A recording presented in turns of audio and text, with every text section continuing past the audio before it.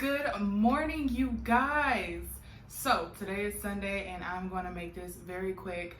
I have a lot of things that I want to say, and so I'm going to try not to dwell on it or try not to get really carried away, because I really want you guys to know about what happened when I met my midwife. It has been such an amazing experience, you guys. So without further ado, we're just going to get into it. So first things first, if you are new here, welcome. If you're returning, thank you so much, you guys. I appreciate every single one of you guys. Thank you so much. So yeah, today we're gonna be talking about my midwife, and I can finally say that because she decided to take me on as a patient, and I'm so excited. She only takes 2 mommies on at a time per month, so she's able to basically do both births and not overburden herself and do all the other things that she needs to, and just give that complete care. And so she's decided to take me on ahead of schedule because I'm also going to see her for my insemination, which I'm so excited about. So yeah, and I will say this because it's kind of funny. Please ignore my finger. I got super excited pumping gas after my midwife appointment, and I wasn't paying attention and it just broke clear off. So that's what happens when you're excited. But I wanted to make this video, so that's why I'm like, So anyways, you guys, the midwife appointment was so great. We talked about basically what I'm looking for and how I found her.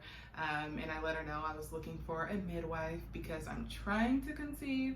And when I found out that she also provides IUI services, I just thought it was so perfect since I wanted her as a midwife anyways, which she was elated about. And so we talked about what I'm doing and what I need to do and what to expect. So what I'm currently doing, I have not spoken to my reproductive endocrinologist since the first week of June. And I knew that I needed to get off of my birth control. They did not tell me this, but I felt like I needed to be off my birth control, 2 to 3 months prior to me trying to conceive. That way I could track my ovulation and make sure that I actually ovulate instead of, just getting off and going with it. I needed to know. So if I need some sort of trigger shot or whatever to force me to ovulate, I knew that ahead of time. So I started teaching myself how to take my temperature. So I got off my birth control. I had my period, had my hysterosalpingogram, and starting day 10 of my cycle, I started to check my basal body temperature. I actually did it before my period just to kind of get the hang of it and try to get a rhythm, but I didn't check it during my period.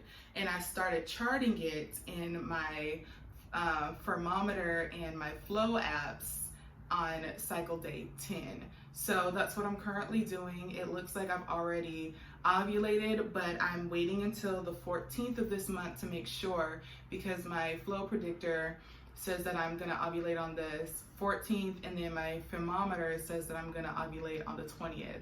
So it looks like my temperature, I am ovulating today.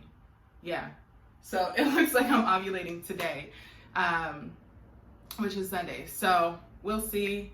I don't know, but I just want to keep tracking it and making sure things are great. I'm off the birth control. I'm taking my prenatal vitamins. I'm taking my vitamin D. I'm taking iron, and I'm taking, I need to start taking folic acid instead of folate, because folic acid, from what my midwife said, helps your body prepare. Folate is great, but folic acid does more work. So I need to check my prenatals and make sure that I got the one with folic acid instead of folate, because they have both options. So there is that.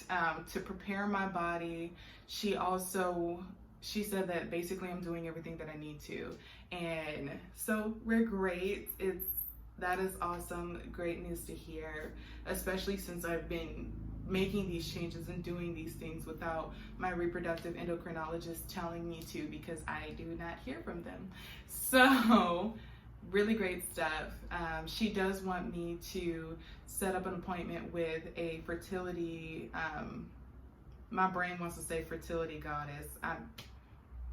Anyways, basically she lets me know about basal body temperature, how to truly check it, how to check my cervical mucus, and also she wants me to get on a ovulation tracker. So I actually do plan on getting on that. I was already planning on it because there are so many out there, and if I'm going to be tracking my ovulation with my cervical mucus and my basal body temperature, I want to compare it to the ovulation trackers that are out there to let you guys know which ones are most accurate, which ones I prefer. So I already had that planned for a later video, so we are definitely going to get into that, which is going to be so amazing and so much fun.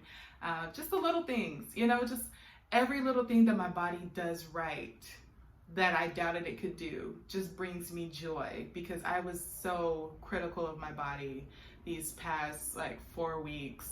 I've been so critical of my body, and so everything that I was critical about and thought my body couldn't do, and it's doing. So I'm super excited for these videos, and I'm super excited to bring that to y'all. So there's that, and she also wants me to see an acupuncturist. I've never had acupuncture before, but it's supposed to help with the body and getting it prepared. So definitely going to be doing that. And she also wants me to see a chiropractor, and she actually recommended her chiropractor because her chiropractor is also familiar with fertility and all that great stuff. I don't really know what's going on, you know, I don't know if they need to fix my pelvis or what. My pelvis seems fine, but I am very top heavy, and so I do have back aches anyways, and no matter how much weight I lose, I just don't lose them. They typically grow instead. So it'll be nice to see a chiropractor and get my back aligned and whatever else that comes with that. So that is basically all I'm doing. That's all I have left to do as we get ready for this. Things to come with her though. She is going to be checking in with me every week or two to see how I'm feeling, how I'm doing, how life is, and get support and just get familiar with one another.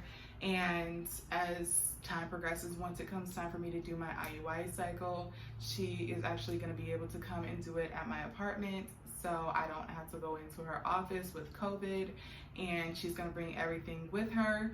And she did let me know, because she is a midwife and because women have the audacity to give birth at any time, any day, around their due date or before or after, she may be on a birth. And if that happens while I'm ovulating, she has 3 other midwives that will be able to come in and do the insemination for me, so that I don't lose that egg and we can still get our cycle on. So yeah, for this, I know a lot of people want to know how much it costs for these things. I will say every midwife is different, so y'all will need to discuss pricing. But for her, I have to buy prepped or washed sperm. So instead of that costing me, basically it's $40 more for me to get the washed sperm. I can't remember, my brain does not want to do the math, but it costs $40 more for me to get the washed sperm. If she washes it herself, it's $100. So she just prefers, why not get it pre-washed from the sperm bank, since they have all of that, and it can save her patient's coin, which I thought that was very selfless of her.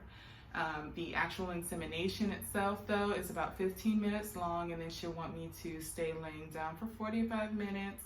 She'll, you know, check on me, see how I'm doing, talk to me and whatnot, and then that's it, and I'll be gone. So she'll be gone. And for the actual insemination, it costs $350. And when you compare that to the $1,200 it was going to cost per semination with the reproductive endocrinologist, that is a huge difference. That's a huge deal. I was going to go with this sperm bank and I was originally going to go with California Cryobank and this reproductive endocrinologist. California Cryobank went up on their prices. So instead of like $8.95, now it's like $9.95 per sperm vial. And then it's $1,200 for my sperm bank. My reproductive endocrinologist per cycle. So you're talking about, and the medication that I needed on is not covered by insurance. So you're looking at about $2,500 per cycle. And that's not personalized care, not good bedside manner. They don't have a timely follow-up time frame. They're just not timely.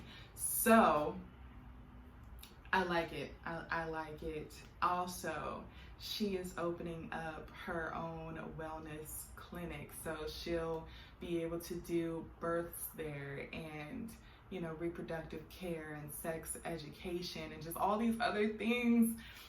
And it was so great. We just talked about so much. We talked about Black excellence and just like having a village here, because I'm alone basically here for now, and just the different services and things that she supplies and provides, and how they have I don't remember what it's called, but basically just a circle of your community, other women in your community, and you guys just build each other up and just speak positivity into each other and just love on each other. It's not like a mommy and me class that we all hear about. It's I can't describe it, but anyways, it's so amazing. It's so great, and I freaking love her. She was so down to earth, and she's so excited. For a moment, I felt like she was more excited than me. So yeah, crazy. I know it was great. I'm not gonna tell you guys how much her birthing costs are right now, just because I do want to do a more detailed video about all of the services that she provides. I can't guarantee they're all the same services that other midwives provide. She may provide more, or she may provide less. And I can't guarantee that her prices are going to be the next midwife's prices, but at least you can see what is out there and how much it may cost depending on where you are and who you go with, so you get a better understanding of what to expect. So stay tuned. I'll be in one of my upcoming videos, and yeah, that's it. That is it. So if you like this video, go ahead and give it a thumbs up. Drop a comment below about what you liked about this video. If you're considering a midwife, or if you want to have a hospital birth, what kind of birth you want. If you have any questions, also drop them down below so we can have that conversation and that dialogue. And yeah, feel free to share this video to anybody that you know, and I will see you guys